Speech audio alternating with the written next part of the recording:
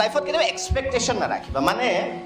কোনোবা এজন অৱতাৰী পুৰুষ আহিব বা মহিলা আহিব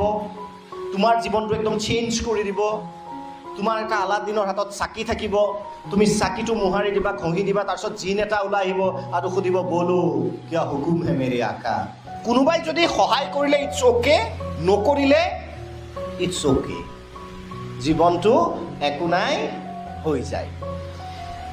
এজন ৰাছিয়াত এগৰাকী লোক আছিল দৰিদ্ৰ লোক তুলনামূলকভাৱে এজন লোক ক'ত আছিল ৰাছিয়াত আছিল ৰাছিয়ান লোক তো কিবা এটা ব্লাডমিৰ এনেকুৱা ৰাছিয়ান শব্দবিলাক এনেকুৱা ন ফৰেচাও কম এনেকুৱা টাইপ কিবা এটা নাম আছিল তুলনামূলকভাৱে দুখীয়া ৰাছিয়াত এবাৰ প্ৰকাণ্ড জাৰ পৰিল ঠাণ্ডা পৰিল ৰাছিয়াৰ বহু মানে ৰাজ্যত বৰফ পৰে সাংঘাতিক মাইনাছলৈ গুচি যায় মানুহগৰাকীয়ে কম্বল আৰু কেইটামান গৰম কাপোৰ লৈ ৰাজপথৰ কাষতেই তেওঁ তাত আশ্ৰয় গ্ৰহণ কৰি আছিল বহুদিন এনেকৈ পাৰ কৰিলে ঠাণ্ডা কমাৰ নাম নলয় শীতেই শীত প্ৰচণ্ড শীত এদিন এজন মানুহ আহিল বাটৰুৱা এজনে দেখি ক'লে মহাশয় আপোনাৰ জাৰ লগা নাইনে এই কম কাপোৰখিনিৰে আপুনি কেনেকৈ জীয়াই আছে মানুহজনে ক'লে উপায় নাই মোৰতো আৰু বেছি দামী কাপোৰ মানে বেছি গৰম কাপোৰ কিনিবলৈ নুমাল কাপোৰ কিনিবলৈ মোৰ সাধ্য নাই অৰ্থনৈতিক অৱস্থা ভাল নহয় গতিকে এইখিনি কাপোৰেৰে মই চলিব লাগিব কৈছে চিন্তা নকৰিব মই আপোনাক গৰম কাপোৰ দিম ইমান গৰম দিম আপুনি বিৰাট আৰাম পাব মানে ঠাণ্ডাৰ দিনকেইটা মানুহজনে ক'লে হ'ব যদি আপুনি বিচাৰিছে ক'লে ঠিক আছে মই ঘৰলৈ যাওঁ মই কাইলৈ পুৱা আহিম মই আপোনাক কাপোৰখিনি দি থৈ যাম এদিন গ'ল দুদিন গ'ল তিনিদিন গ'ল মানুহজন নাহিল চতুৰ্থ দিনাৰ দিনা এই যে শুই আছিল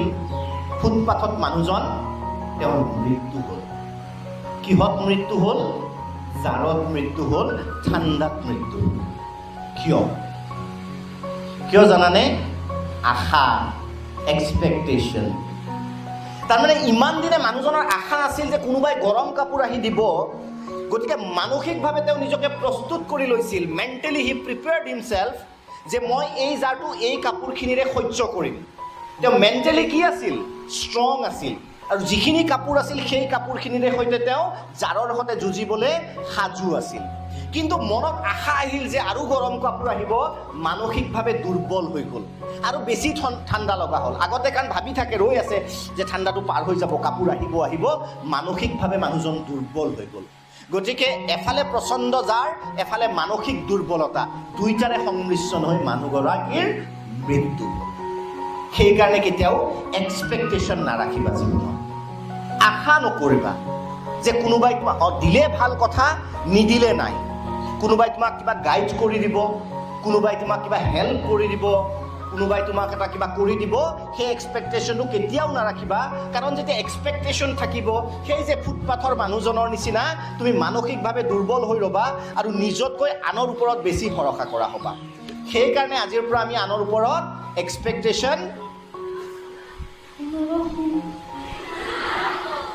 সেইকাৰণে আজি আনৰ ওপৰত আমি এক্সপেক্টেশ্যন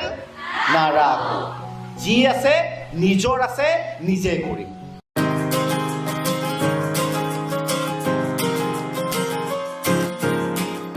দীপক শৰ্মাৰ ভিডিঅ'সমূহ নিয়মিত ৰূপে পাবলৈ